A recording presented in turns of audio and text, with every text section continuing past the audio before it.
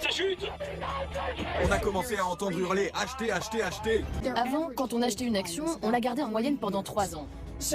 Ma question c'est aujourd'hui, quelle est cette durée pour une société de trading haute fréquence? Moins d'une minute. Moins d'1 minute? En 2 minutes, on a déjà exécuté 21 millions de transactions. Salut, donc aujourd'hui tu nous retrouves pour le combat numéro 2. Donc pourquoi combat? Comme on l'a dit précédemment, c'est parce que on est des combattants, lui et moi. Moi je fais du combat de MMA et dans la salle avec Benoît à Sifit, et lui aussi il fait du pied-point à Sifit. Et on est aussi actifs dans le Et la vie c'est un combat, voilà. La vie c'est un combat. combat. Les marchés financiers, la crypto c'est un combat, hein, clairement. Voilà. Et Donc, là ce sujet, hein. ouais, voilà, le sujet dans cette vidéo numéro 2, combat numéro 2, sera surtout sur la crypto. Là, il se passe pas mal de choses sur la crypto. Donc, on va vous en parler. On va vous dire notre point de vue. Donc, on va faire un petit disclaimer, forcément, hein. On n'est pas votre. Je suis pas ta mère, je suis pas ton père. Ouais, Par voilà. contre, je suis pas gestionnaire patrimoine où on va dire je vais prendre ton argent, je vais te le gérer et là tu peux m'appeler quand t'es pas bien. Oui, ça monte, fais quelque chose. Je suis conseiller patrimonial avec Joéline. Donc en gros, j'ai les diplômes. Je vais vous conseiller, je vais vous donner des axes. Après, c'est vous qui appuyez, c'est vous qui vendez, c'est vous qui achetez. Donc je suis pas comme tous les autres influenceurs qui vous disent non, non, je suis pas conseiller, moi je suis conseiller. Donc je peux vous dire, mais par contre, je suis pas ta mère, je suis pas ton père. Voilà. Voilà. On n'est ni responsable de vos gains, à la Et fois, et de vos pertes. Que le message soit clair, voilà. En ce début de vidéo. On va également aussi parler de marché financier actuel, hein, parce que c'est ça qui régit le marché américain, forcément, le Nasdaq, le SP500. Là, ce qui se passe au niveau de l'économie globale, voilà, ce qui se passe avec la BCE, la Fed, toutes ces choses-là, au niveau de les taux d'inflation, comment ça se passe. On va parler aussi également là, la Chine, ça fait un petit moment déjà que c'est vraiment sur une des fondations très bancales, la Chine. On a un mot, on a un terme qu'on utilise quand la planche à billets elle marche trop et que les sociétés annoncent une faillite et que leur bilan comptable est pas bon. On appelle ça des sociétés zombies. C'est que ça veut dire que les sociétés elles vivent toujours, mais on se demande comment elles font pour vivre, sachant qu'en fait, comptablement parlant, ça va pas. Mais forcément, on est en France, on paye. Là, je vous parle en France. Hein, on paye beaucoup d'impôts, donc on paye beaucoup d'impôts pour subvenir à cette planche à billets. Jusqu'à où, je sais pas, mais on va en parler un petit peu au début. Voilà, on va parler des boîtes tech qui sont en relation en fait avec le Bitcoin, donc tout ce qui va être boîte de mining, Coinbase et MicroStrategy. On va vous parler aussi forcément du halving. Hein. Le halving arrive à grands pas, on est content. T'as envie de faire un x10, t'as envie de faire un x20, on va te le dire comment faire. Après, c'est pas compliqué, c'est chacun son rendement risque. Moi, je suis risque. Je mets tout, pas dans le shitcoin, hein, je rigole, on va vous en parler ça aussi, les shitcoins, parce que on entend de tout à propos de ça. Faites d'avoir la bonne approche. Ok, vous découvrez le milieu de la crypto-monnaie. Faites d'avoir la bonne approche. On va vous expliquer ça durant cette vidéo. On va parler aussi un petit peu comment on va voir l'évolution du prix du Bitcoin et de l'Ether. On va également aussi parler des altcoins parce que il n'y a pas que le Bitcoin, hein, clairement pas. Il y a à ce jour, quand on regarde sur CoinMarketCap, il y a plusieurs dizaines de milliers, je crois, ou plusieurs milliers de crypto-monnaies. Donc se dire, oh, je choisis laquelle parmi ces océans de crypto-monnaies, clairement. Et aussi parler de volatilité, parce que là, on va parler du cycle un peu des crypto-monnaies. Donc là, on est là sur la partie un peu plus cool, on va dire. On a connu le bear market, pour moi. Et on va parler après des potentiels multiples que peut faire les crypto-monnaies. Et donc, on va parler aussi un petit peu de la formation. On a créé notre formation avec Jean-Eudes et moi-même, donc Bloom Edifice. Et elle est plutôt pas mal, cette formation, hein, La clairement. formation est plutôt pas mal pour le prix que c'est, du moins. Le but, c'est que vous ayez un Master 1 à la fin de cette formation. Malheureusement, je suis pas payé par l'État. À la fin de cette formation, vous n'aurez pas un diplôme. Mais clairement, à la fin de cette formation, vous avez un Master 1 dans votre tête où vous avez concurrencé n'importe qui. Hier, j'étais avec le directeur général de la Carac. Je leur tenais tête sur le marché immobilier et sur le marché de la finance. Donc, ça permet, si vous avez cette formation, et selon comment vous voulez apprendre la formation, d'être une machine de guerre en investissement. Je parle bien en investissement. Donc, un investissement, la vie, être en couple, tout est un investissement. Au bout d'un moment, on n'a rien sans rien. Dès qu'on parle pépette, ça commence à cracher. Voilà. Et donc, si tu veux être bon en investissement, que ce soit immobilier, que ce soit en bourse, en crypto-monnaie, là, le sujet de la vidéo, si tu veux aussi bien gérer ta succession par rapport, si tu veux te marier à l'assurance vie, et ben il y a tout ce genre de données dans cette formation qui te permettront, bah voilà, clairement de faire un x10. Hein. x10, x100. Mais déjà un x10, c'est déjà pas mal. En fait, on entend souvent des gens, tu peux retrouver des vidéos sur YouTube où quelles actions me conseillerais-tu sur le Nasdaq, sur le SP500? Ah, les ETF à rendement, ils sont pas mal. Bon, stop. Sur la bourse de base, tu peux faire du 10%, moins 10%, 15%, moins par 15%. An, là, voilà. Par an. C'est la moyenne du SP500. Un SP500 ou un Nasdaq faire x50. Pour vous dire, la crise des subprimes, ça fait un moins 75%. Oui, t'es bon, mais comme on le dit, on t'achète jamais au plus bas et tu revends jamais au plus haut. C'est impossible. Sauf si t'es toutes les 30 secondes derrière et encore même pas, parce que tu vas retirer plus tôt. C'est soit t'as eu un gros coup de chance, c'est très rare d'analyser de ce qu'il a dit, d'acheter au plus bas et de vendre au plus haut. Ça va t'arriver peut-être une fois ou deux fois, un coup de chance. Mais en fait, faut pas se dire, oh, si j'avais acheté là et si j'avais vendu là, je serais millionnaire. Non, ça se passe pas comme ça. Avec les sciences, on refait le monde. Donc, on va vous commencer à vous parler du marché financier actuel. Ouais. Et comment on le voit, comment on le sent via cette répercussion via la cryptosphère, clairement. On va vous parler dans le même moment des graphiques et de l'analyse. On va vous mettre des graphiques. Et voilà. Vous les avez aussi dans la formation, mais là, je vais vous en mettre qu'un. Et vous verrez par la suite ce qu'on pense de tout ça. Voilà. C'est parti. Et bah, par rapport au marché financier, là, vous avez vu, on a eu le petit contexte, hein. Le Covid, bon, tout le monde entier était à l'arrêt. C'est reparti. Vas-y, on imprime de la planche à billets. Tout le monde avait de l'argent, ça se passait bien. Les taux étaient à 1, même voire à 0,90. Donc, les banques perdaient de l'argent sur leurs prêts. Et là, clairement, les taux en France. 5,20. Voilà, 5,20. Aux États-Unis. Donc voilà, là, on a connu, en fait, cette phase où clairement les taux augmentaient. Donc, la BCE et la Fed, vous avez vu, c'est d'abord la Fed qui gère, hein. Donc, elle augmente ses taux par 0,25, 0,50, 0,75 points de base. Donc là, les taux, ils augmentent. Pourquoi ils augmentent ces taux? C'est qu'en fait, c'est pour contrer l'inflation. Faut bien savoir un truc, hein. Là, je sais qu'il y en a qui vont me dire, ouais, tu m'as pas expliqué ce que c'était la Fed. Mais la Fed, c'est la banque centrale aux États-Unis. On sait que les leaders internationaux, c'est les États-Unis. Arrête de croire que c'est la France qui fait le monde. Donc, c'est les États-Unis qui dirigent. Donc là, c'est la Fed. En Europe, parce que depuis qu'on est passé en Europe et qu'on a l'Union européenne, on a la BCE. Donc, oui, j'entends les économistes dire, oui, il faut regarder la BCE. Non, mais la BCE, il y a aussi... Ils copient ce que font les États-Unis. Ils copient ce que font les États-Unis. Il faut savoir, dans le cours, qu'on vous en parle plus, mais la Fed a qu'un rôle et leur but, c'est contrer l'inflation. Ils en ont rien à foutre du reste. Ouais. La BCE, elle a deux rôles. Garder un taux à 2% d'inflation et garantir l'économie.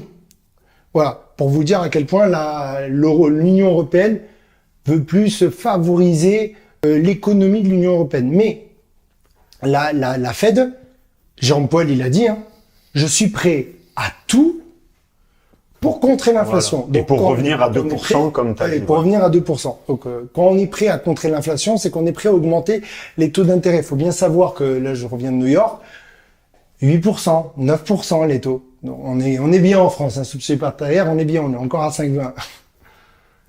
Donc, c'est pour ça, forcément, un taux augmente énormément, que ce soit les entreprises ou les particuliers, s'ils veulent avoir des prêts, eh ben, c'est beaucoup plus compliqué, en fait, d'avoir un intérêt de 5%. Ça freine économiquement, clairement, les pays et les zones, que ce soit les États et les continents. C'est pour ça que là, on traîne un peu la patte niveau investissement, niveau tout ça. Et après, tout s'enchaîne, en fait. Tout est relié. Donc, je reviens un petit peu aussi sur ce qu'on a dans le cours, vu que là, on est sur le marché financier, l'analyse, les graphiques, voilà. Il y a le marché primaire et il y a le marché secondaire. Donc, le marché primaire, c'est l'immobilier. Depuis des années, on voit que l'immobilier aux États-Unis s'est craché. Là, regardez le prix de votre immobilier, regardez le prix de votre baraque, regardez le prix de votre logement, regardez votre taxe foncière, regardez vos recherches de copro, il y a tout qui augmente et toutes les charges augmentent me faites pas dire ce que j'ai pas dit, toutes les charges augmentent et l'immobilier chute. Et aussi, les promoteurs qui font le marché primaire, quand un promoteur se fait prendre au coup par les finances, tout ça, il peut pas rembourser ses crédits, ils peuvent pas honorer son marché qu'il avait. Donc, il se fait ouvrir en deux. Et ce qui s'est passé, du coup, avec la Chine. Et c'est ce qui se passe avec la Chine, avec Evergrande, justement, où ils annoncent une faillite. Et là, société zombie, la planche, elle marche bien. Là, j'ai lu un article il y a pas si longtemps sur investing.com, vu que j'ai tous les jours des choses qui arrivent, où il s'est bien marqué, comme quoi l'Union européenne va financer la dette, va aider la dette de la Chine. J'ai rien à voir avec les Chinois, je sais pas pourquoi, mais mon impôt va payer. Hier, j'étais avec le directeur de la Carac, et il a bien dit devant tout le monde, parce que je trouve ça aberrant, mais il a dit devant tout le monde, si on arrive à honorer nos taux à 3%, 2%, 3%, 4%, d'un rendement en fonds euros sur les assurances vie, c'est bien par une seule chose, c'est qu'en France, on paye énormément d'impôts. Sauf qu'au bout d'un moment... Première nouvelle, j'en ai deux. Sauf qu'au bout d'un moment, quand les Français ils vont en avoir marre de payer tout le temps plus d'impôts, je te le dis, hein, je vais te faire le même 14 juillet 1789, hein, ça va partir en live. Donc au bout d'un moment, le monde pour moi, il est en mode zombie. On sait pas quand ça va se cracher parce que quand tu regardes le graphique, je te le mettrai. Mais tu vois bien que ça fait, regardez mon doigt, ça fait bulle année 2000, crise de 2000, ça remonte, crise des subprimes, donc ça vient chuter et là on est là. On est là. Au bout d'un moment, le 440 quand il fait ça, c'est quand que ça va se cracher, on sait pas, mais bon, il y a quand même des bonnes ondes qui arrivent. Si t'es encore sur cette vidéo, c'est justement, on va te les donner, t'as envie de faire un x10, on va t'en parler. Voilà, les crypto-monnaies qui est pour moi le futur marché et de la sécurité. Voilà, c'est pour ça, c'est qu'en fait, là, il y a le marché traditionnel et il y a les crypto-monnaies. C'est vraiment deux marchés, ça n'a rien à voir. Je crois que le marché de crypto-monnaies, c'est 1500 milliards. C'est 1500 milliards. Vous allez dire, ouais, 1500 milliards, c'est énorme. Mais pour l'économie globale, c'est rien. C'est vraiment une goutte d'eau dans l'océan. Je crois là, le Bitcoin, par rapport à la capitalisation totale, je crois il est au 10e rang. Il est en dessous de Tesla, quelque chose comme ça. Donc il est 10e, donc c'est déjà pas mal. Mais c'est vraiment une goutte d'eau. Et là, ce qui se passe en fait sur 792 milliards le Bitcoin. Voilà. Et 1500 milliards le marché global des crypto-monnaies. Donc, comme j'ai dit, c'est quand même, ça reste une somme. Mais il faut savoir, voilà, que en fait, l'argent vient là au début sur les crypto-monnaies, sur le cycle de 2011, 2014, 2017. Et il n'y avait pas d'institutionnel, c'était que des particuliers, c'était vous derrière l'ordinateur, vous derrière l'écran. Mais là, en fait, à partir de 2020, il y a eu des institutionnels qui commencent à arriver. Donc, il y a Coinbase qui a été induit en bourse en 2022, je crois. Ça fait cracher. Et en fait, voilà, le top du marché de 2022, hasard, c'est quand Coinbase a été listé en bourse, en fait, au niveau du Nasdaq. Et ce qui se passe là, en fait, Coinbase, je sais pas si vous avez suivi l'actualité, mais en gros, il y a Binance, qui était la plus grosse plateforme pour échanger des crypto-monnaies.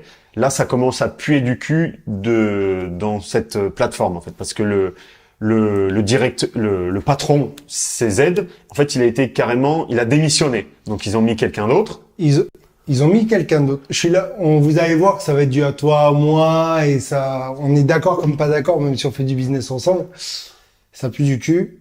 Mais quand t'es numéro 1 mondial, t'as vachement de poids dans l'économie et tu peux quand même être bon. Dans le sens où on s'aperçoit que la personne qui a remplacé CZ est une personne qui dirige dans l'écosystème international, qui a un pouvoir énorme sur les décisions de l'acceptation des futurs ETF Bitcoin. Voilà, moi ce que je pense, c'est que ils ont pas mis n'importe qui. Oui, bah bien sûr. Après, je vais pas dire oui, c'est des complots, des magouilles, voilà, des complots, mais pour moi, en fait, il y a un truc. Donc voilà ce qui s'est passé. Et en fait, bah là, Coinbase, il a fait le point bas. Pourtant, donc c'est une action sur Nasdaq 100, donc c'est une action cotée en bourse. Ouais, une action. Donc au plus bas, elle était pendant le bear market, là, elle était à 30 €. Là, l'action de Coinbase est 130 €. Donc, ça fait presque 1 x 5. Donc, vous avez vu, même sur des capitalisations en bourse, on peut quand même faire de beaux multiples. Il m'a dit quelque chose la dernière fois, c'est choquant. J'ai racheté du Bitcoin, j'ai acheté un Bitcoin à 20 000. Là, il est à 40 559, je parle en euros, vu que la 43 000 $, voilà. 43 000 $. Ça veut dire que si vous aviez mis 20 000 balles sur Coinbase, vous auriez fait beaucoup mieux que le prix du Bitcoin de base, alors que Coinbase, c'est limite... C'est une côté en bourse, ou là c'est sur ton argent que le Bitcoin, oui, c'est beaucoup plus volatile, c'est plus compliqué. C'est hallucinant la volatilité, parce que pour un institutionnel qui fait du trading tous les jours, qui est à Wall Street, qui est à la Défense à Paris, pour lui, le plus volatile, c'est le Nasdaq. Pour lui, c'est le Nasdaq. Il trade le Nasdaq. Parce que c'est quelque chose de très volatile. C'est la tech. La tech, ça va de partout. Et nous, c'est pour ça que quand je vois des influenceurs, oui, tu peux trader, tu peux apprendre à devenir trader sur le Bitcoin, l'Ethereum. Bon, non. Déjà que le Nasdaq, c'est volatile. Alors, le Bitcoin et l'Ethereum, c'est super compliqué. Tu peux gagner de l'argent, mais tu peux te ruiner, tout perdre et travailler chez McDo le samedi et le dimanche. Et en fait, ce qui se passe là avec la crypto-monnaie, ça va devenir de plus en plus institutionnel. Pourquoi ? Parce que en fait, des gros fonds d'investissement comme Grayscale, comme Ark Invest, comme Fidelity, et il y en avait une autre. Le 10 janvier. Ouais. Et en gros, là, ça va être accepté, en fait, où ils doivent donner une réponse. La SEC doit donner une réponse. Fidelity. Ouais, le 10 janvier, c'est Fidelity. Et Grayscale, je crois, c'est le 15, ou en gros, entre le 10 et le 16 janvier, il va y avoir de grosses annonces, donc restez connectés. Donc, je sais pas si vous avez remarqué, j'ai pas eu grand monde qui m'a communiqué, mais j'ai 2-3 personnes qui m'ont dit, ouais, Jean-Eudes, donne-moi l'astuce, pourquoi le Bitcoin a pumpé. Je vais vous donner mon avis. Le Bitcoin, il a pumpé parce qu'on vient d'apprendre, j'ai eu tort, il avait raison. En fait, il y a BlackRock depuis des années. Oui, Grayscale et BlackRock, c'est surtout BlackRock, le plus gros. Il y a BlackRock qui arrête pas d'acheter et d'emmagasiner du Bitcoin. Et là, quand l'annonce elle est sortie, BlackRock depuis des années achète du Bitcoin. 20 000, 25 000, 30 000, 40 000.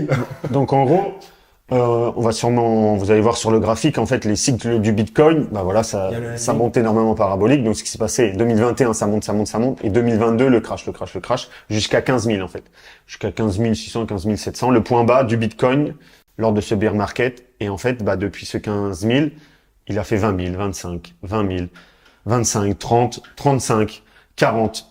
Et donc, on ne sait pas où c'est qu'on va aller. Mais en fait, là, les institutionnels, si toi, tu nous regardes, t'es un particulier, tu te dis, ouais, le Bitcoin, il est à 43 000, trop bien, je vais acheter, je m'y intéresse, c'est trop bien.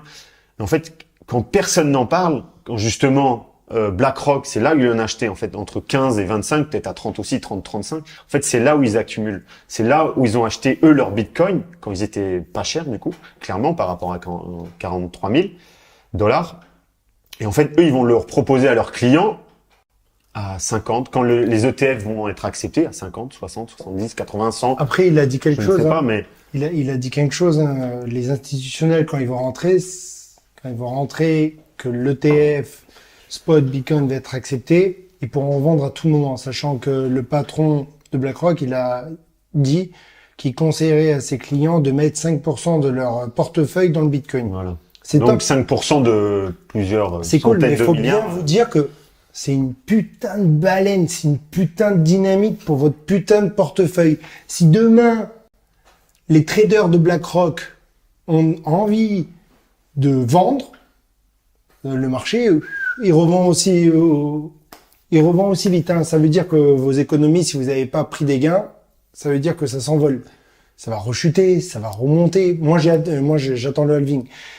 Mais il y a plusieurs annonces qui sont pour moi hyper importants. C'est dès que vous savez que le patron de Grayscale, le patron de BlackRock, toutes les sociétés et surtout cette putain de date, la prochaine date qui arrive, c'est le 10 janvier 2024. 10 janvier 2024, c'est pas compliqué.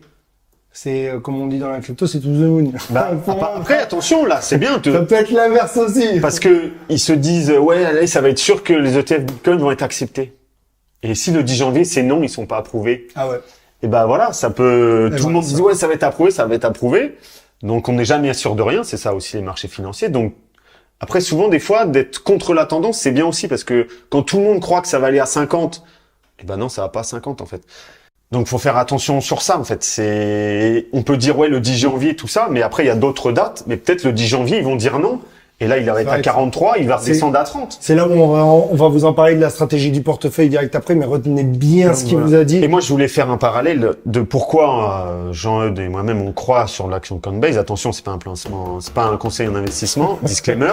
C'est qu'en fait, là, toutes ces institutionnels, là, les grosses entreprises qui vont lister les ETF, en fait, pour acheter du Bitcoin, eh ben, ils vont passer par Coinbase. Et Coinbase, eh ben, ça va être le leader numéro 1 pour moi sur l'exchange. C'est un échangeur américain où on peut acheter des crypto-monnaies. Et pour moi, en fait, ça va être le numéro 1. Et il y a de grandes chances qu'en fait, à la fin du, s'il y a bull run, eh ben, que cette entreprise soit en grand profit. Et vous avez entendu tout ce qu'il a dit, hein. Par contre, faut bien voir un truc, c'est qu'il y a des frais assez gros sur Coinbase. Oui, voilà, c'est ça. Il y a une plus-value, faut ouvrir un CTO. Non. Donc, non, tu ouvres un CTO, une unité de compte. Ah, pour acheter l'action Coinbase. Ouais. On ne parle pas, c'est pas du tout sur la crypto-monnaie. Sur la crypto, c'est pas un exchange, hein. C'est vraiment une plateforme en bourse, hein. Voilà, c'est ça, sur des plateformes en bourse. Voilà. Donc, c'est pas sur la crypto-monnaie, c'est pas par exemple sur Binance qu'on peut acheter du Coinbase. Ça, surtout pas. Ça sera, voilà, si vous ouvrez un CTO en banque ou sur des actions comme Trade Republic, Bitpanda, où vous pouvez acheter une action de Coinbase. Pour moi, au niveau du halving, là, on va en venir un tout petit peu plus. Donc, le halving, c'est un cycle. Vous l'avez dans l'information. Je vous conseille de cliquer dans l'information. En fait, vous l'avez. Voilà, c'est tous les 4 ans. Là, ça va être mi-avril, normalement. Parce qu'en fait, il y a un nombre de blocs. J'ai plus le chiffre exact, mais c'est un nombre de blocs. En fait, quand tous ces blocs sont validés, tous les 4 ans, en fait, il est 2 fois plus dur à miner, 2 fois plus de temps, 2 fois plus d'énergie. Donc, quand tu dis 2 fois plus rare, tu dis 2 fois plus de gains normalement, mais c'est vrai que voilà. Ça fait depuis 8 ans où ça fait des fois 10, des fois 20. Voilà, c'est ça. Donc, en gros, avant, c'était 6,5 bitcoins par bloc. Et là, maintenant, on est passé à 3,25 bitcoins par bloc. Donc, une rarification du bitcoin, donc de l'offre. Et donc, forcément, s'il y a plus de demandes, moins d'offres, bah, indéniablement, le prix, il monte, quoi. Mais bon, ce n'est pas une valeur sûre par rapport à cet argument-là. Mais quand on voit, on va revoir le graphique là, vous avez vu, c'est des cycles. Et en fait, et à chaque fois, à partir du halving, c'est pas en mode, oh, il y a le halving, ça fait x10 le lendemain. Non, c'est pas ça. Mais il y a le halving et c'est progressivement. C'est une accumulation qui se fait. C'est progressivement, le cours, il s'apprécie vers le haut. Et après, bon, il y a la redescente. Mais ça, on n'y est pas encore. On va l'expliquer quand même. Oui, mais on vous en parlera dans d'autres vidéos, comment faire. C'est vrai. Donc, n'hésitez pas à vous abonner, à nous suivre, à liker la vidéo. Vous avez vu, il a dit, c'est lui qui l'a dit. De quoi? Dans d'autres vidéos. Oui, voilà. Après, si vous avez envie de savoir, parce que faut bien se dire un truc, on va pas en parler dans cette vidéo pour que justement vous vous abonniez et que vous voyez la prochaine vidéo. Mais ce qui va être important, c'est que la plupart des gens qui voient leur portefeuille faire x10, x20 se disent toujours plus haut. Qu'est-ce que je fais? Oui, voilà. Et c'est ce qui Sauf s'est que le passé revers, avec il nous. est pas joli. Ouais. C'est ce qui s'est fait, c'est ce qui s'est passé avec nous. Donc, on va vous partager. Pas pris, pas gagné. Voilà, hein, pas vendu, oui, c'est sûr. En tant que t'as pas transformé en USDT ou en euros sur ton compte en banque, c'est que des chiffres. On l'a vécu, donc on va vous partager notre expérience, nos erreurs. Donc, après, c'est bien de faire ses erreurs soi-même pour qu'on s'en rende compte. Si on peut les éviter. Oui, parce que vous mettez 10 000, vous faites x10, x20, ça peut transformer peut-être ta vie, hein. Oui, c'est ça. Je connais des mecs, ils ont eu 1 million, juste sur leur portefeuille, hein. Ils ont eu 1 million, et ils m'ont montré, regarde 1 million, t'as pris? Non. Le lendemain, moins 80%. Ça fait mal. Et sur la fin du bear market, il y a des crypto-monnaies, ils ont fait moins 95%. Donc, si vous avez 1 million sur cette crypto-monnaie-là, même les top 20, les top 15, hein, ils font du moins 90. On vous en parlera dans une stratégie bien à part pour ce qui va arriver. L'objectif du Bitcoin et de l'Ether dans les mois à venir. Donc, est-ce qu'on est plutôt gentil? On va pas faire putaclic, un type putaclic Bitcoin dans 300 000 dans 1 an et demi? Non, pas forcément. Pour moi, ça va dépasser les plus hauts de ce qui s'est passé. Donc, pour le Bitcoin, ça a été 70 000 $. Et pour l'Ethereum, ça a été 4008, je crois, quelque chose comme ça, ou 4900 $. Pour moi, ça va les dépasser. Le Bitcoin, il y a vraiment une barrière psychologique, je pense, c'est les 100 000 $. Donc, c'est soit il arrive à péter les 100 000 $ ou pas, hein. Mais s'il arrive à péter les 100 000 $, il y a moyen que, ok, ça a pété les 100 000 $, ça monte. Moi, je dirais une fourchette, ouais, entre, allez, 120. Moi, plus de 100 000. Ouais, voilà, ouais, allez. Moi, clairement, je dis plus de 100 000. parce que c'est le papa, c'est le leader. Même, mais il y a moins de volatilité, forcément. Il y a moins de volatilité. Et le but, en fait, quand ces institutionnels vont rentrer dans le marché. À part les ETF, il y a ça à prendre en compte aussi. Il y a ça à prendre en compte, c'est que quand ils vont rentrer, ils vont prendre le marché. Certes, pour les, comment on dit, excusez-moi ceux qui regardent la vidéo, mais je sais plus comment on dit, mais les petits portefeuilles. Ceux qui ont vu le Bitcoin, oui, c'est Greenpeace, oui, j'ai mon argent, je gère mon argent, c'est bon, c'est fini, ça. Oui, tu peux toujours, mais... Tu peux toujours y croire, mais là, les institutionnels, ils sont en train de mettre leur nez dedans. C'est vrai que dès que les institutionnels vont lâcher des milliards, on parle de milliards, dès qu'ils vont lâcher des milliards, le prix, pour moi, du Bitcoin, il va aller au-dessus de 100 000. Et il va stagner, il va ranger pendant des années, il va plus y avoir cet effet. On le voit que cet effet vient s'écraser. Oui, la volatilité, ça, oui. Cette volatilité, à l'époque, tu pouvais acheter 2 pizzas à un Bitcoin. Non, au contraire, c'était 100 000 Bitcoins, t'avais 2 pizzas quand il était à des centimes. Oui, voilà. Donc le mec. Bien sûr, il y a moins de je suis d'accord, il y a moins de volatilité. Mais écrasé. Et quand il y aura ces milliards qui vont être injectés par tous les institutionnels, par toutes les sociétés, le prix du Bitcoin, il va venir trouver il va ranger. Pour moi, il va venir ranger. Ouais, mais pour moi, il y aura quand même des gros cycles parce que la psychologie humaine, dans tous les, regarde, quand tu regardes MicroStrategy, Tesla. Il sera au-dessus de ce prix-là, de 40 000. Ah non, oui, non, ça, bien sûr. Ah, ça, oui, ça. On parle d'un potentiel, x2, x3 sur Bitcoin. Donc, si on devrait dire une fourchette, allez, entre 100 000 et 150 000. Voilà. 100 000, allez, sans trop se mouiller. Peut-être pas, peut-être on va se tromper complètement. Peut-être qu'on se trompe. Et voilà, en fait, il y a plein de possibilités. Il y a une possibilité là, que, en gros, c'est vrai que le fait qu'il y ait des grosses institutions, en fait, qui vont proposer des ETF Bitcoin spot, et c'est bien ça la particularité, c'est qu'ils doivent posséder ce Bitcoin pour le proposer à leurs clients. C'est qu'en fait, les maximalistes Bitcoin, voilà, à la base, c'était les CryptoPunks, avoir ses propres fonds, se gérer.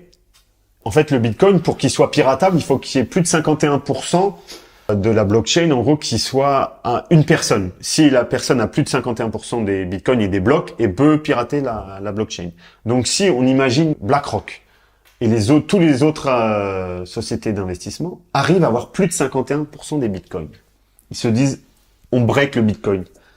Non, mais c'est vrai, ça peut être une éventualité. C'est vrai que ça peut être et de se dire, ouais, on arrête ça, c'est trop dangereux pour le dollar, pour tout ça, pour. Moi, je le voyais pas comme ça. Non, mais ça peut être ça. Ouais, pour le système économique, ils vont accumuler du Bitcoin, ils vont accumuler des fermes de minage parce que BlackRock a acheté plein d'actions et plein de fermes de minage. Et ils peuvent se dire. Dans la formation et tu verras ce que c'est une ferme de minage, on va pas t'en parler là. Et donc, il peut y avoir cette possibilité. Donc, faut à peu près tout prendre en compte. Faut pas dire, ouais, il va y avoir les ETF Bitcoin et 1 million, je vais être riche, je vais en acheter un, je vais être millionnaire. Non. Faut être pragmatique. Faut se dire, OK, il y a ça comme, en fait, c'est rendement-risque. Il faut voir ses risques, il faut voir son rendement. Et étudier ça et voir par rapport à combien. Oui, voilà, il y a cette truc to the moon, mais il y a une image, c'est OK, Ethereum to the moon, le mec il lance sa casquette, c'est bull market, c'est tout le monde. Et après le bear market, t'as la casquette qui redescend, t'as pas pris tes gains, t'as la casquette qui redescend avec le logo McDo et tu travailles au McDo. Donc cette image est très rigolote. Après, pour ma part, là, il a parlé que du Bitcoin. Oui, il y a l'Ether aussi. Il y a Bitcoin, comme je l'ai dit, pour moi, il est obsolète. Vous l'avez entendu, 51% des validateurs, c'est une grosse connerie. Bon, enfin, c'est mon avis. Donc, c'est là où t'as d'autres projets. Non, bien sûr. T'as l'Ether, déjà. Voilà. Et après, il y a d'autres altcoins. Ouais. Mais là, déjà, on va parler de l'Ether parce que, en gros, l'Ether, c'est la deuxième crypto-monnaie du marché. Et il y a eu souvent un peu ces guerres. Est-ce que au niveau de capitalisation boursière, Ethereum va dépasser Bitcoin, le papa Bitcoin? Parce que le fait que Ethereum soit passé en proof of stake, avant il était en proof of work comme Bitcoin, là il est passé en proof of stake, donc beaucoup moins polluant. Il y a plus ces fermes de minage, voilà, où tu as besoin d'énormément d'électricité. Donc pour un futur, ça peut être très avantageux de croire à l'Ether. Et donc pour toi l'Ether, il va aller, s'il y a un cycle de bull market, il va aller à combien? Pour moi, en fait, on l'a vu, pour moi, le Bitcoin, il est obsolète. Quand tu regardes sa capitalisation boursière à 100 000, comme on en a parlé juste avant, et quand tu regardes une capitalisation boursière, si ça reste tel quel, l'Ether, certes, c'est en dessous. Donc, on va être sûrement sur les alentours de 6-7 000. Sauf que pour ma part, l'Ether va surperformer le Bitcoin parce qu'on est, ça, on est d'accord. Il a plus une abdo. Les gens, ils sont plus sur Ether parce que les frais, la rapidité, la traçabilité. Enfin, pour moi, l'Ether est... Bah, ça n'a pas le même usage, en fait. C'est révolutionnaire, mais pour moi, il est obsolète parce qu'on va vous parler sur d'autres altcoins. Mais pour moi, il est révolutionnaire contrairement au Bitcoin. Donc, pour moi, si je devais donner une fourchette de prix et pour que ça vienne dépasser le Bitcoin, ce serait 10 000. Pour moi, l'Ether à 10 000, c'est pas déconnant. Bah, par rapport là, il est à correct. $2300. Donc, ça fait même pas 1 x 4. On va dire 1 x 4,5. Voilà. Donc, C'est pas déconnant. mais bon, au bear market, il est descendu à $900. Ouais. Donc, par rapport à 10 000, ça fait presque 1 x 11. Donc après, là, comme on vous a dit, c'est beaucoup plus capitalisé. Donc, forcément, il y a moins de volatilité. Il faut pas s'attendre. Là, je crois, l'Ether, au dernier cycle, il est passé de $80 à 5 000. Ça fait, je crois, presque 1 fois 60. Donc là, s'il fait 1 x 10, vous avez vu, x 11, ça baisse énormément. Donc on ne sait pas à combien il va aller. Il peut très bien aller à 20 000, 15 000. On ne sait pas, seul l'avenir nous le dira. Mais si vous en avez aujourd'hui, n'attendez pas 50 000 en fait. Oh, ok, je vendrai quand il sera à 50 000. Mettez des take profit prêts à tout moment parce quand vous êtes en train de dormir à... Là, on va vous parler d'une technique réaliser. d'entrée. Le DCA, ça s'appelle. On en a déjà parlé dans la formation. Dollar cost average. C'est en gros de rentrer Dans la tous les, formation. voilà, tous les jours ou tous les mois ou tous les ans de rentrer une somme pour lisser votre prix d'entrée. Mais ça peut très bien être fait à la sortie. Ok, l'Ether est à 4000, je vends un petit peu. L'Ether est à 5000, je vends un petit peu. l'Ether est à 6000, je vends un petit peu. L'Ether est à 7000, je vends un petit peu, etc., etc. Take profit, Ça va, stop, voilà. take profit, stop. Ça va lisser votre prix. Certes, comme on vous l'a dit au début de vidéo, vous n'aurez jamais le meilleur prix d'entrée D'achat. ni de sortie. Le meilleur Voilà. prix d'achat et le meilleur prix de revente, c'est impossible. Si quelqu'un vous dit ça, c'est que c'est un vendeur de rêve ou je sais pas, je sais. Pour moi, c'est impossible. Donc, forcément, là, on vous a parlé des deux plus grosses cryptos, mais en fait, il y a d'autres cryptos. On appelle ça les altcoins. C'est en fait, faut bien vous dire qu'il y a deux gérants, il y a deux mastodons. Ces deux mastodons sont le Bitcoin et sont l'Ethereum, qui sont leaders du marché. Ça veut dire que toutes les autres petites altcoins, certaines utilisent la blockchain Ethereum ou la blockchain Bitcoin. Oui, il y en a beaucoup plus qui utilisent la blockchain Ethereum. Voilà. Et il y en a beaucoup plus. Voilà pourquoi, pour moi, la volatilité de l'Ether est encore beaucoup plus prononcée. Par contre, je vais répondre aux questions que j'ai pas mal de clients qui m'ont posées. Jean-Eudes, qu'est-ce que tu me conseilles de faire avec mon Bitcoin, sachant qu'il a fait 40 000? Je vais vous donner un conseil. Là, pour moi, j'ai retiré du Bitcoin et j'ai placé sur Ethereum. Parce que quand je vois que Ether n'a pas pumpé contrairement au Bitcoin, je me dis que il y a une couille. Clairement, pour moi, il y a une couille. Donc, le Bitcoin, il a tapé les 37 000, j'ai retiré. Le Bitcoin, il a tapé les 38 500, j'ai retiré. Le Bitcoin, il a tapé les 40 000, j'ai retiré. Le Bitcoin, il a tapé les 43 000, j'ai retiré. Tout ça, j'ai réalloué. Donc, il vient de le dire juste avant, j'ai retiré en DCA. Et j'ai réalloué en DCA dans le même instant en Ether. Qu'est-ce qu'a fait l'Ether? Bah, il a plus Il a plus pumpé ces derniers jours. Donc, de là, j'ai été gagnant sur tous mes trades. Et pour moi, ça sert à rien quand vous voulez être volatile. Je vous parle bien d'une volatilité accrue. Hein. Ça sert à rien d'être volatile, de tout mettre en Bitcoin. Certes, c'est top. On va pas se le cacher. Contrairement au marché traditionnel, sauf Coinbase, on vous l'a expliqué parce que c'est lié au Bitcoin et à la cryptosphère surtout. Mais vous ne ferez jamais ça en bourse traditionnelle. Ah non, mais bien 1 sûr. fois 10, fois 20, vous le ferez C'est jamais. Tesla, voilà, c'est, ou sur 10 Ouais, ans. Tesla, tu voilà. fais 1 fois 3, ok. Non, voilà. Ouais. Après, Tesla, en 2 ans, il a quand même, je pense, fait 1 x 10. Mais après, voilà, c'est des actions Ouais. hyper volatiles. Il a fait x 10, mais je crois qu'il a fait un moins 60%. Ouais, Voilà, il a fait un moins 60%. Donc, c'est contextuel, c'est de la tech, ça c'est différent. Mais oui, sur une action Berkshire Hathaway, AXA, ou sur du bancaire, ou sur une truc de... BNP Paribas, tout ce que Voilà, tu veux. c'est... Ok, on est dans un système capitaliste. Ça, au fil du temps, au fil des années, ça a été prouvé que si on investait sur 10 ans sur la bourse, t'étais gagnant. Mais c'est pas des multiples. Toi, tu veux nous regarder, là, tu te dis, oh, tiens, la crypto, ça peut m'intéresser, j'ai 1000 € à faire, je veux faire des multiples. Bah oui, certes, c'est beaucoup plus dangereux, la crypto-monnaie, tu dois gérer tes fonds. Il y a plus de risques, mais forcément, il y a plus de volatilité. Donc là, maintenant qu'on vous a expliqué Bitcoin, Ethereum, on va vous parler des altcoins. Donc les altcoins. Donc oui, faites un reset dans votre tête. On entend souvent de tous les influenceurs et de la plupart des gens qui ont totalement raison. Ne me faites pas dire ce que je vais pas dire. il y a ce fameux portefeuille équilibré de 25% Bitcoin, 25% Ethereum, 25% altcoin, 25% stablecoin. Stablecoin, c'est indexé à la monnaie fiat, la monnaie euro, dollar, yen, etc. Les plus connus, c'est USDT et DAI. Voilà. Et les altcoins, on va vous en parler. Mais ça, c'est une stratégie pour moi de portefeuille en bear market qui est très bien avec ces stablecoins. Si vous êtes bon et qu'à 20 000, vous avez commencé à racheter en DCA du Bitcoin, vous êtes censé n'avoir plus à 40 000, je parle pour des portefeuilles pas risqués, hein, vous êtes censé avoir à 40 000 plus aucun stablecoin et avoir commencé à retirer à 40 000 et retourner en stablecoin, si vous m'avez suivi. En gros, ils ont fait un x2 sur en gros, vous faites un x2. Quand tu fais déjà un x2 de ton investissement, c'est que tu es déjà quand même assez rentable. Comme on vient de le dire à l'instant, il faudra 10 ans. Au SP500 qui fait du 10%, il faudra 10 ans pour faire du x2.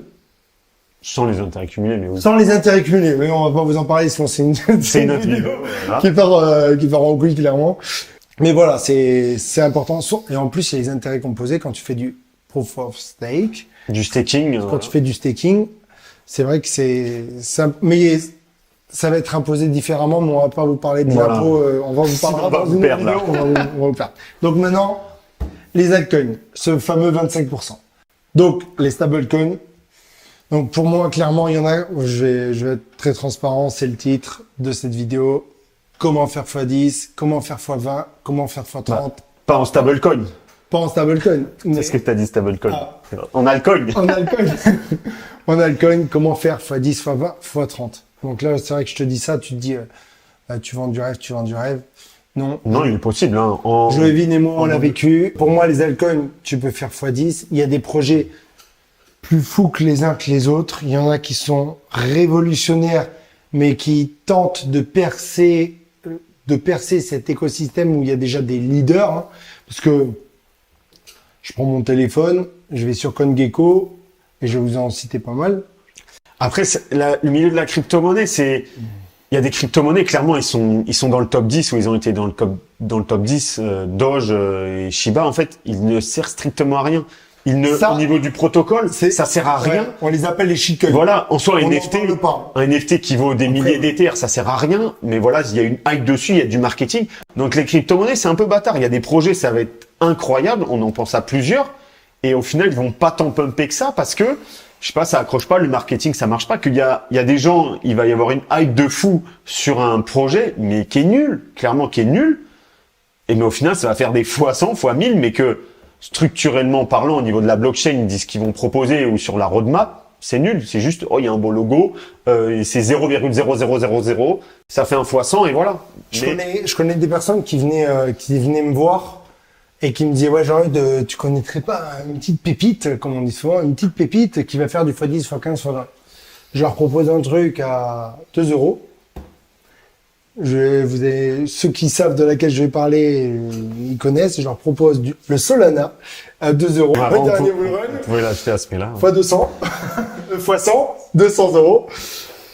Et ils m'ont dit, non, Jean-Eudes, c'est trop cher. Moi, je suis plus sur le Shiba où 0,00000. Ça peut aller à 1 €. Voilà, ils se disent, ça a 1 €, ça fait un fois 10 000 et ça du coup, dépasse je suis la millionnaire. capitalisation boursière De Tesla, de l'or, de Apple. Donc, ouais. Non, mais du moment que ça dépasse une capitalisation boursière, vous devriez quand même vous poser une putain de question. Est-ce que je suis débile ou pas? Et comment se calculer ça par rapport à la capitalisation? C'est tout simple. En fait, c'est le prix du jeton fois le jeton. De jeton en circulation. Voilà, c'est ça. Ouais. Donc, pour savoir qu'il y a 792 milliards d'euros de Bitcoin, en fait, c'est le nombre émis, je crois, c'est 20 millions fois clairement son prix, 20 millions fois 40 518 €. Ça fait à peu près 800 milliards, voilà. C'est comme ça qu'on calcule une capitalisation. Quand vous voulez savoir si c'est un putain de shitcoin, je vais vous aider. Quand vous voulez savoir si c'est un putain de shitcoin, vous allez, donc là je clique, bon allez, je vais être gentil, je clique sur le Doge. Mais bon, le Doge, il est quoi, 8e, 9e? Ouais. Donc, Exact. vous avez vu, au niveau, il est... Je descends, juste sur CoinGecko, je descends. Offre disponible. Offre en circulation. 142 milliards. Je vais sur. Il a super bien dit. Et je vais vous en montrer plusieurs parce que là, on parle du papa. Bitcoin offre en circulation 19 600 000. Vous voyez, plus il y en a moins, plus le prix va moins être volatile, on va dire. Tout dépend le projet après et la hype qu'il y a derrière. Au niveau du Tout marketing. dépend, le marketing, la communication, le business, le développement. Est-ce qu'il tombe en plein milieu du bull run? Est-ce qu'il tombe en plein milieu du bear market? Qui est le CEO? Enfin, après, il faut se dire, en bull market, ceux qui ont déjà vécu des bull market, clairement, toutes les cryptos montent. C'est vrai que c'est pas du casino, mais je dirais pas en bull market, clairement, même la personne la moins intelligente, la plus débile sur Terre, elle va se faire de l'argent. Clairement, elle va se faire de l'argent sur son portefeuille numérique. Mais de savoir retirer, de savoir comment faire, après, à niveau imposition, niveau tout ça, c'est une autre affaire. Parce qu'en crypto-monnaie, il y a beaucoup d'arnaques. Il y a des shitcoins, ok, ça peut, mais au final, le mec, celui qui a créé le shitcoin, il se barre avec la caisse et il part aux Bahamas et vous ne le verrez jamais. Et votre argent est perdu. Donc, dans les altcoins, il y a des risques, il y a des potentiels x100, x10 qui sont possibles, clairement. Mais vous avez un portefeuille qui fait 100%, faut pas mettre 100% dans des shitcoins, clairement pas. Votre portefeuille, ça va être méga volatile. Ça peut faire, peut faire du fois 200 en un jour, mais ça peut faire du divisé par 200 fois 300 en un jour. Moi, c'est ce qui s'est passé avec moi, je l'ai dit dans une vidéo, je ne cache pas, c'est X, c'était n'importe quoi. J'ai fait de la pre-sale. C'était n'importe quoi, c'était vraiment un shitcoin. Pre-sale, qu'est-ce que c'est? Une pre-sale, en fait, c'est une ICO. C'est en gros avant que une levée de fonds, avant que le jeton soit listé sur des plateformes ou sur Uniswap, voilà. Et ce que la totalité de la population puisse en acheter, en fait, il propose à des investisseurs en pre-sale et t'as un jeton plus bas, en fait, qu'au prix de sortie. Donc, c'est intéressant d'en avoir. Et moi, c'est ce qui s'est passé avec X en 2020, début 2020. Et moi, ce jeton, je crois qu'il avait fait x50 déjà, ce qui est déjà énorme. J'ai vendu. Mais le jeton, il a fait, je crois, au plus bas, il a fait un x10 000. Et je crois, moi, ce qui était possible de faire, c'était x3000. Mais voilà, je vais mon terme, c'est un putain de shitcoin.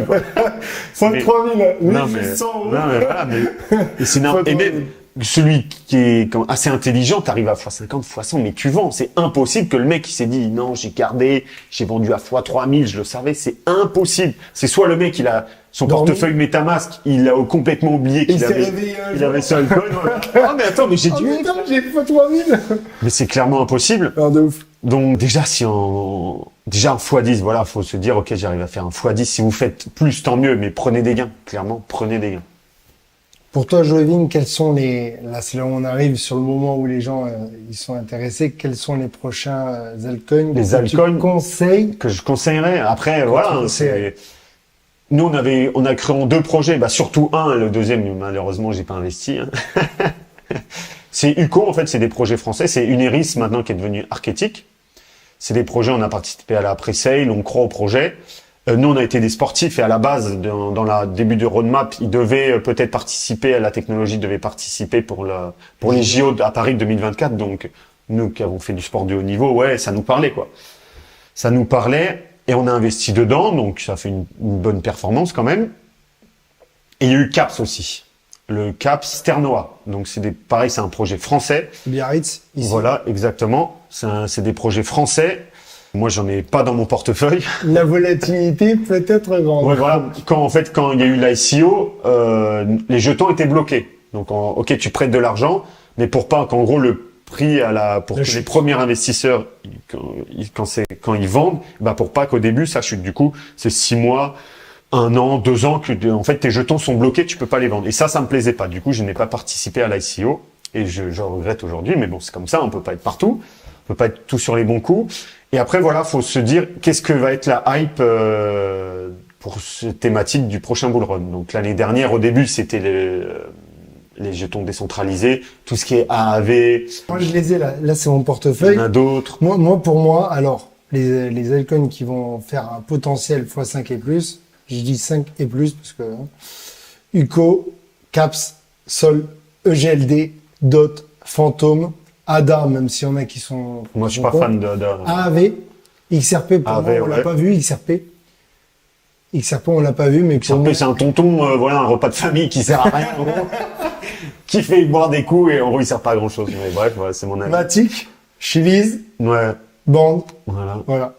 Et après, il y a des projets... Ah, il a du Doge! Ah, il a du Doge! J'ai des shitcoins, Voilà, mais je peux me permettre... Mais il faut... Je peux me permettre d'avoir du shitcoin parce que mon portefeuille... Il faut tenter des choses, mais c'est un petit pourcentage de ce qu'il a. Il a déjà de l'argent. Donc, soit t'as 50 ans, t'as des enfants, tu veux mettre une allocation, tu mets Bitcoin, Ethereum, ou soit t'as 20 ans, tu vis encore chez tes parents, tu mets 2000 € dans la crypto, bah, pas que ça sert à rien d'avoir du Bitcoin dans son portefeuille. Mais c'est pas ça qui va te faire un gros multiple. Donc oui, c'est sûr d'avoir des altcoins, mais après t'as le risque derrière, ça s'effondre. Et ça va faire plus mal. Donc il y a cela. Moi j'aime bien, donc ce que je disais tout à l'heure, c'est qu'en fait au début il y a les thématiques, les hypes, ce qui s'est passé au dernier bull run, c'est du coup finance décentralisée, beaucoup de jetons de finance décentralisée ont énormément pumpé. Après il y a eu les NFT, la vague NFT, les NFT, c'est une image d'un singe, d'un truc pixelisé, ça fait x100, x1000, voilà bref. Et il y a aussi le métaverse. Il y a eu les jetons du métaverse, les jeux par rapport au métaverse. À la fin il y a eu Stephen. Tout ce qui est mana, tout ce qui est land, tout ce qui est en fait des royaumes, clairement c'est des NFT qui font partie d'un métaverse. Donc ça a été les 3 hypes du dernier bull run. Donc ça va être quoi la prochaine hype? Qu'est-ce que ça va être la prochaine hype au niveau des prochains altcoins qui Après le métaverse, c'est de la tech, hein, le métaverse. Et oui. pour moi c'est là il vous parle que de monnaie ou quelle est la prochaine hype, mais pour moi le métaverse c'est quand même le futur, on va dire. Un peu comme Ready Player One. Ready Player One. Voilà. Là, on vous parle d'un jeu Ready Player One. Non, c'est pas un jeu, c'est un film. Oui, mais... oui, qui fait un jeu dans la vraie vie, en gros. Dans la vraie vie. Pour s'isoler du monde obscur, bref. Ça, c'est un jeu qu'on peut créer sur le métavers plus tard. Par contre, si je devais le prendre pour tout ce qui est... parce que tout le monde me dit, ah, c'est de la merde le métavers. Il y en a plein qui me disent, c'est de la merde le métavers. Oui, ça existe déjà avec la réalité virtuelle. Voilà, mais moi je vais te dire un truc très simple.